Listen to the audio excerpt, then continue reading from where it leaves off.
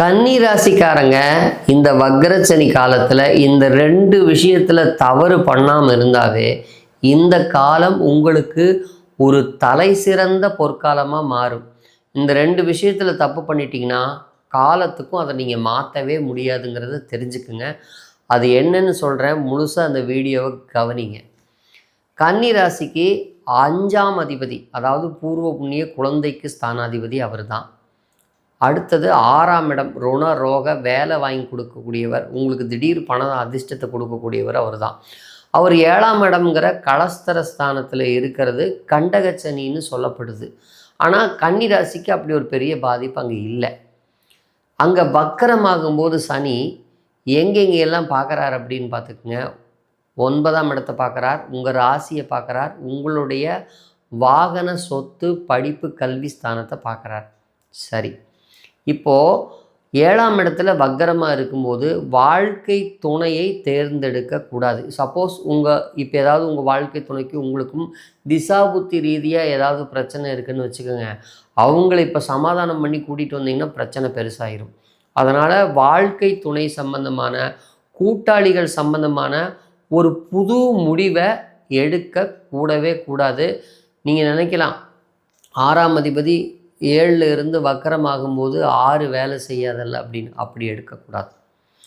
6ஆம் அதிபதியாக இருந்தாலும் 5ஆம் அதிபதியாக இருந்தாலும் 7ஆம் இடம்ங்கிற ஸ்தானத்தில் ஒரு வக்கர கிரகம் இருக்கும்போது அந்த பாவத்தை பாதிக்கத்தான் செய்யும், அந்த ஸ்தானம் பாதிப்படைத்தான் செய்யும். இது என்னுடைய 25 வருட கால அனுபவ உண்மையை தான் நான் உங்களுக்கு சொல்கிறேன். அடுத்தது அது 9ஆம் இடத்தை பார்க்குறார். அதனால உங்களுக்கு ஒரு பெரிய பாதிப்பு ஒன்றும் கிடையாது. உங்கள் ராசியை வக்கரமாக பார்க்குறதுனால என்ன ஆகும்னா, நிறைய சோம்பல் ஏற்படும், காலதாமத குணம் ஏற்படும், வாழ்க்கையில் சின்ன சின்ன சலிப்பு ஏற்படும். இதுதான் முக்கியமான விஷயம், நல்லா கவனிங்க.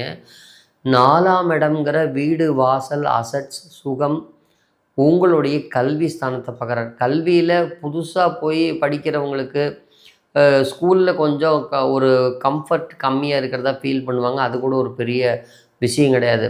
தெரியாமல் இந்த சமயத்தில் போய் ஒரு சொத்தை வாங்குறது, ஒரு நிலத்தை வாங்குறது, அதை தன் பேரில் ரிஜிஸ்டர் பண்ணுறது பண்ணிட்டீங்கன்னா, ஒரு புது வாகனத்தை லோன் போட்டு எடுக்கிறதெல்லாம் பண்ணிட்டீங்கன்னா கடைசி வரைக்கும் அது மூலமாக உங்களுக்கு ஒரு சிக்கல் இருந்துக்கிட்டே இருக்கும்.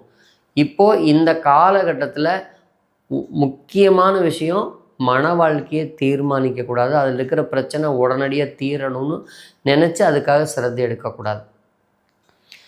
அடுத்தது வாகன விஷயங்கள்லையும் வீடு வாசல் வாகனத்திலையும் பெரிய அளவில் இஎம்ஐ போட்டு தன் பேரில் வாங்கிடக்கூடாது. இதில் ரொம்ப ரொம்ப கவனமாக இருங்க. இந்த காலகட்டத்தில் என்ன மாதிரியான வழிபாடுகள் செய்யும் பொழுது நமக்கு நன்மை ஏற்படும் அப்படின்னா, உங்களுடைய பூர்வ புண்ணியாதிபதி, அதாவது உங்களுடைய 5ஆம் அதிபதி, 6ஆம் அதிபதி உங்கள் வீட்டுக்கு பக்கத்துலேயோ அல்லது உங்களுக்கு தெரிஞ்ச இடத்துலையோ குழந்தைகள் அனாதையாக மருத்துவ செலவு இல்லாமல் இருந்தாங்கன்னா அவங்க மருத்துவ செலவுக்கு நீங்கள் எளிமையான உதவிகள் செய்யும் பொழுது உங்களுக்கு இந்த மன வாழ்க்கையில் இருக்கிற சிக்கலும் சொத்துக்கள் இருக்கிற சிக்கல்களும் புதுசாக போய் வராமல் பாதுகாக்கும். அவங்களுடைய மனசு குளிர்ந்து அந்த குழந்தைகள் உணவு கிடச்சி சந்தோஷப்படும் போது அல்லது மருத்துவ உதவி கிடச்சி அவங்க சுகப்படும் பொழுது உங்களை வாழ்த்துவாங்க. இந்த காலகட்டத்தில் இந்த 2 விஷயத்தில் தப்பு பண்ணாமல் இருங்க.